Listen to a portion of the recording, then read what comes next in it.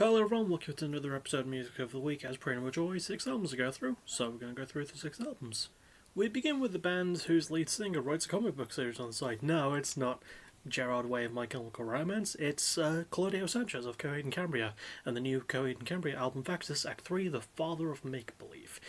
And yeah, this was pretty solid stuff. My first full Coheed album. I'd heard of them before, I'd heard a couple of songs here and there, but this is my first album by them, which I'm giving an A. I think I would like the lyrics more if I read the Amory Wars comics, which is the name of the comics that Claudio writes and makes and stuff. And all the albums are based on. I think all the albums are at least based on the comics, but this is still really nicely done proggy rock stuff. There's some really nice heavy moments. I think it excels more with its melodies as well. Claudio Sanchez is still a very charismatic, very just fun to listen to vocalist with a very unique voice that he still fucking belts it too.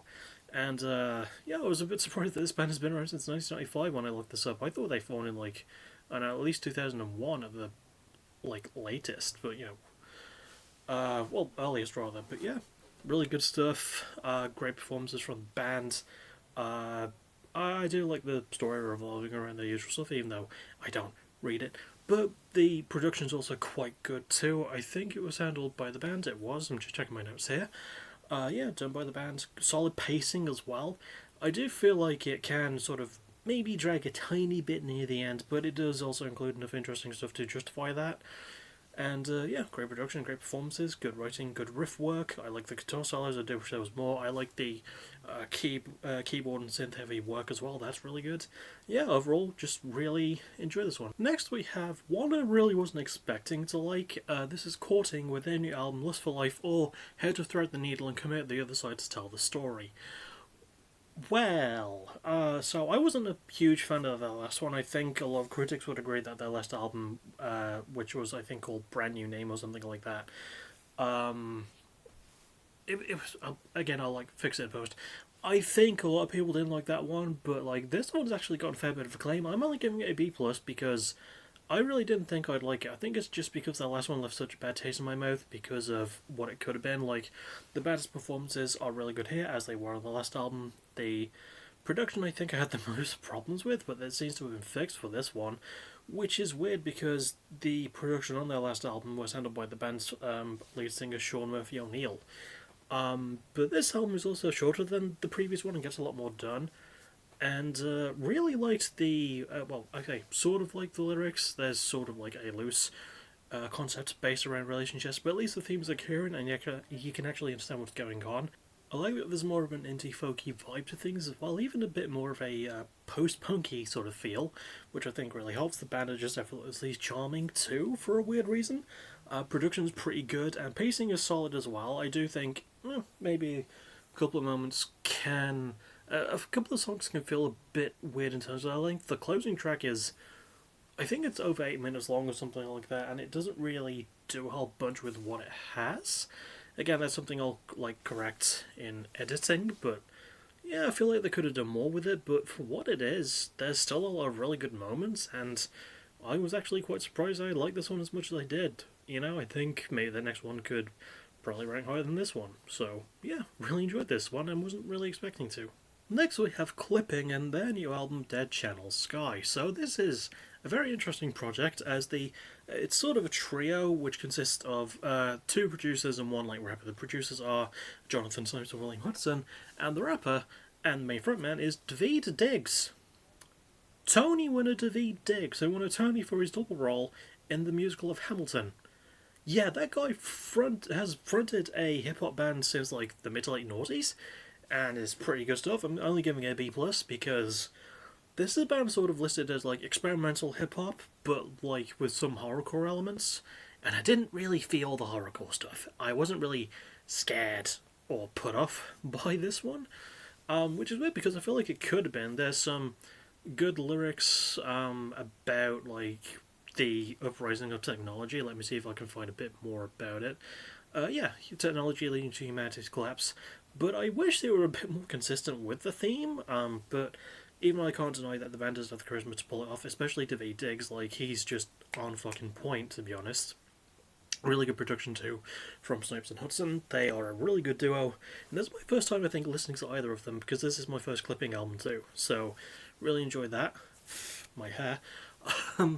I wish it leaned more into the horrorcore themes though. Production's solid. Pacing could get a little bit excessive because there's 20 fucking songs, and way too many of them are a bit too short, but, you know, the flow of them is pretty solid. I guess things end a bit quickly to move on to the next thing really fast, but it's still something that bugs me a little bit. And, yeah, performance is really good. Trying to think. Beats pretty solid. I like the more industrial lane. You know, I think like industrial and experimental hip hop are things that should go together a bit more. And yeah, it does experiment it quite well in a nice way. So, can't really think of many other things to say. I think I've gone over everything I can. Really good stuff, honestly.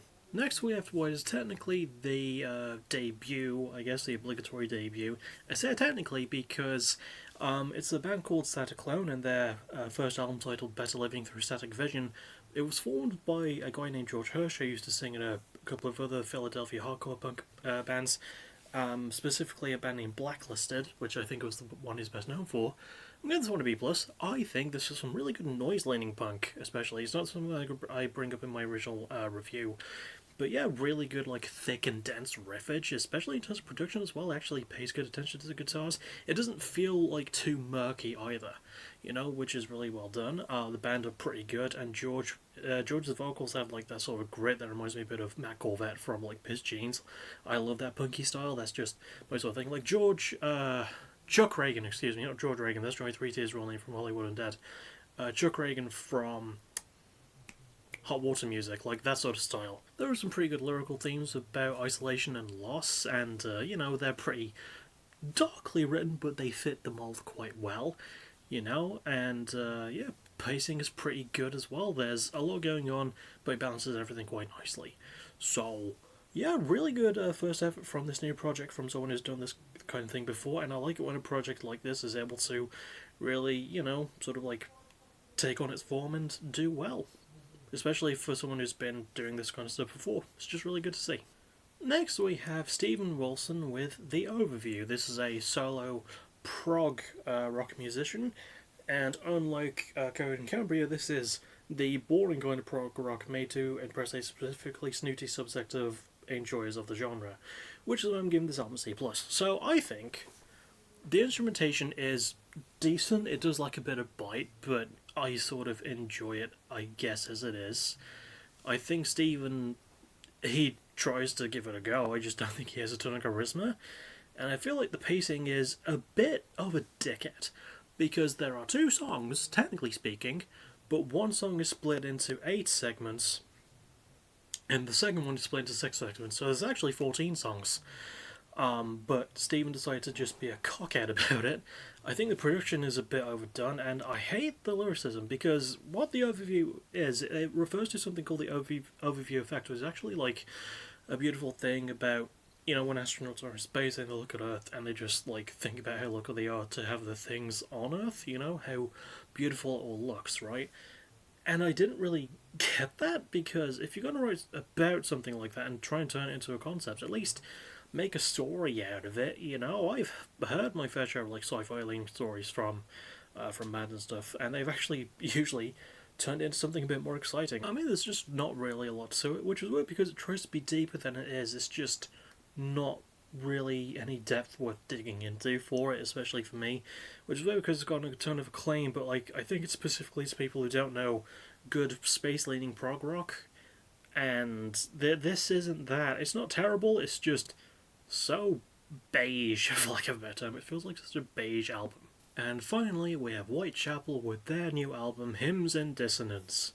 So, over the past couple of Whitechapel albums, which were the only 2 I'd listened to by them by this point, which were The Valley, which I wasn't too keen on, but I should re-listen to it at some point, and Kin, which I quite liked, people asked, who hurt Phil Bozeman? With this album, people are asking, who is Phil Bozeman going to hurt? I'm giving this one an A+. It is some finely put together fucking deathcore. I really loved how this came together.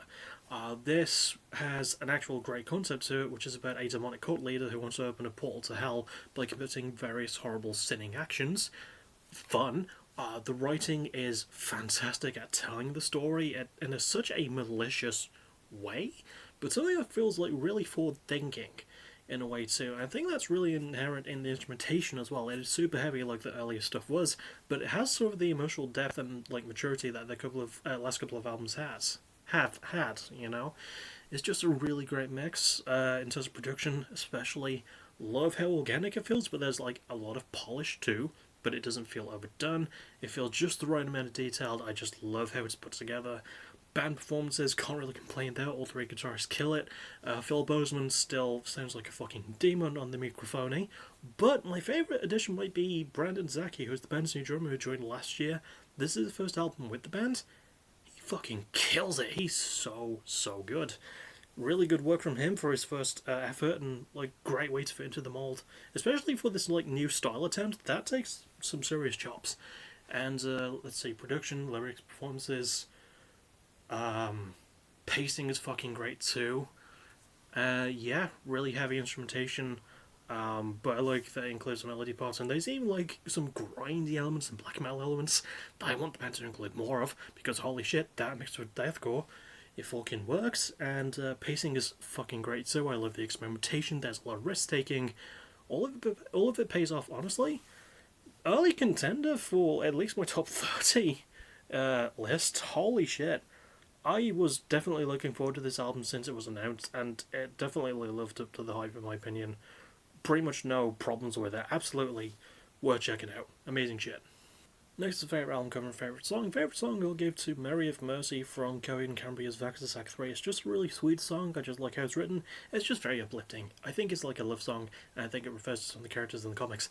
But, it's really good. Favourite cover goes to Static Clone's Better Living Through Static Vision. It just looks kind of badass. I like the sort of grainy filter it has on it too. It's not distracting and actually adds more to it.